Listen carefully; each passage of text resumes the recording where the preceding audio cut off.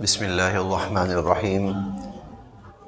نماز میں جب ہم تشہد میں بیٹھتے ہیں تو التحیات کے بعد درود شریف کے بعد دعا پڑھی جاتی ہے، تو اس موقع پر کون سی دعا پڑھنی چاہیے؟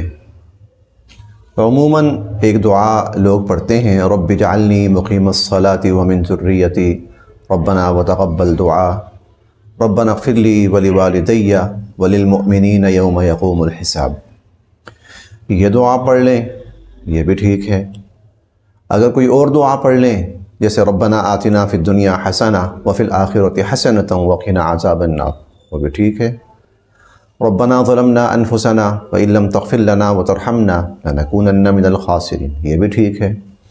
رب اغفر وارحم وانت خیر الراحمین، یہ پڑھ لی جائے، یہ بھی ٹھیک ہے۔ الغرض کوئی بھی دعا جو قرآن مجید یا حدیث مبارکہ میں ہے وہ نماز کے اندر التحیات درود شریف کے بعد پڑھی جا سکتی ہے، ایک بھی پڑھی جا سکتی ہے اور ایک سے زائد بھی پڑھی جا سکتی ہے۔